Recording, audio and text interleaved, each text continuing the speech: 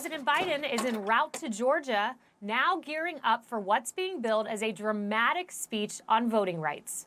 But as one critic pointed out, with COVID, crime, and the nation's economic troubles, are voting rights really the biggest issue now facing Americans? I'm Kayleigh McEnany, and this is Outnumbered. I'm joined by my co-host Harris Faulkner and Emily Compagno, Fox & Friends first co-host Carly Shimkus, and in the center virtual seat, Fox News political analyst Juan Williams. Well, as the United States smashes another record on COVID-19 and violent crime surges while inflation rages on and the border spirals out of control, the president is pivoting, or some would say President Biden is deflecting, as he focuses today on voting rights. But even as he tries to present a united front among his party on this issue, he's facing some trouble, with high-profile voting leaders planning to be no-shows today, like Stacey Abrams, who is citing a scheduling conflict, as well as others who are dismissing today's address as being too little, too late. The former head of the NAACP saying, quote, "We do not need any more speeches. We do not need any more platitudes. We need action." But the White House still sees Georgia as ground zero in its push for a federal takeover of U.S. elections, as the president has been railing for months now against the state's new voting rules, calling them racist and a threat to democracy. Watch. Makes Jim Crow look like Jim Eagle, and do everything in my power, along with my friends in the House and the Senate, to keep that from becoming the law. This is Jim Crow on steroids, what they're doing in Georgia and 40 other states. These new Jim Crow laws are just antithetical to who we are. The other side to it, too, is when they, in fact, move out of Georgia, the people who need the help the most, people who are making hourly wages, sometimes get hurt the most. Emily, he has been fact-checked on that by none other than the liberal Washington Post, who gave him 4 Pinocchios. Take us through the Georgia voting law and the lies of the president. I am happy to do so, Kayleigh. So, you guys, on Election Day in Georgia, polling places are open from 7 to 7. And if you are in line by 7 p.m., you're allowed to cast your ballot. Nothing in that new law changed those rules. Now, the law did make some changes to early voting, but those expanded opportunities to vote, especially in rural counties. It didn't limit them. And you know where Biden gets his lie about 5 p.m. from? The law used to say that early voting shall be conducted during normal business hours, right? And the new law specifies, okay, 9 to 5. Now that change was made because some rural county election officials only worked part-time during the full week, not a full 8-hour day. So the shift to more specific times made it clear that they must be open every day for at least 8 hours. And the law also allows counties to set the hours anywhere between 7 a.m. and 7 p.m. So the practical effect of the 5 p.m. reference is honestly minimal. And the law reduced the early voting period, yes, in weeks before runoff elections. But this was to cut down on the number of ballots that were rejected for coming in late because of the tight turnaround. You know, Biden makes it seem like this was an attack on working Americans, that this law, to use his words, ends voting at 5 o'clock when working people are just getting off work, or ends voting hours early so working people can't cast their vote after their shift is over. And he was making it seem like that was voting on Election Day, not early voting. Election Day hours, again, were not changed. So for the lies that the president continues to spread, as you pointed out, Kayleigh, even the Washington Post assigned him 4 Pinocchios, their highest grade for a lie, reserved for whoppers. It's amazing. Those are the facts. It'll be interesting to see if the president repeats those falsehoods and if the media fact checks him on that. Harris, interestingly, when you go over to polling, it's really curious why Biden's making this his top issue, because voters don't see it as a top issue. I mean, if you look at the top 3 issues, it's the economy at 68%, according to the AP, COVID-19, 37%, immigration, 32%. In fact, when Gallup did the issues most important to voters, there was an asterisk by the issue of voting, meaning it didn't even register as statistically significant. Also curious, when you look at 2020 versus 2016, actually the share of those showing up to vote, non-Hispanic Asians, expanded from 59% from 49% in the previous election. Non-Hispanic whites, look at these numbers. 71% showed up versus 65%. We had record turnout in 2020, so why is this the issue? Well, I think the White House needs to learn the actual meaning of current events. They didn't want to talk about Afghanistan when it was blowing apart based on policy and decisions of the current president back in late August, early September.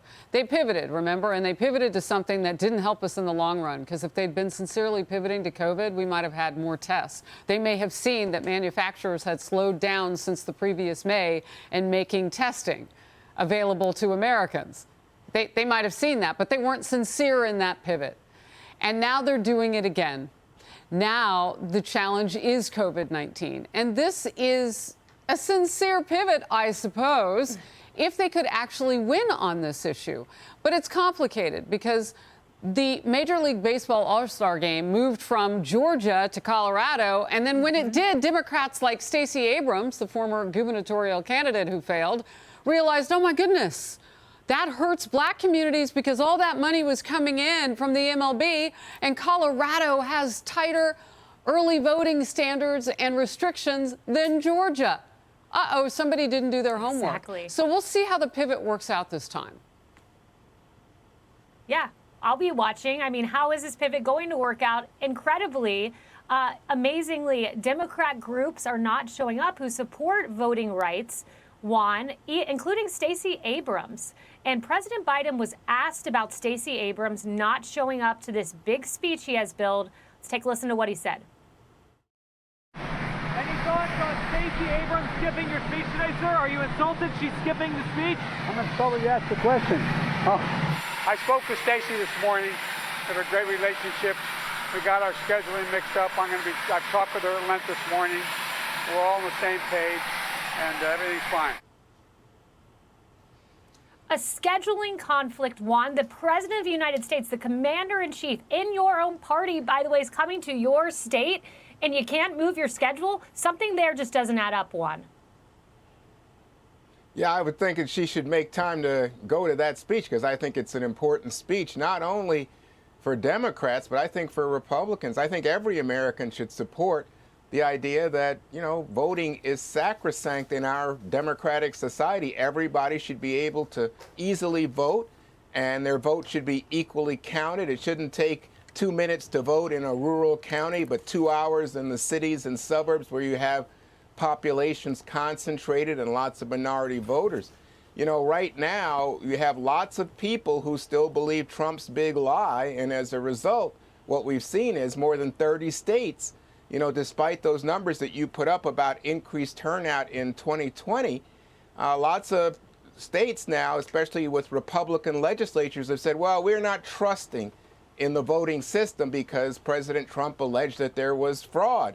And so despite the lack of evidence of any fraud, we're going to change the system and in some cases make it more difficult for mail-in voting, limit time to vote early.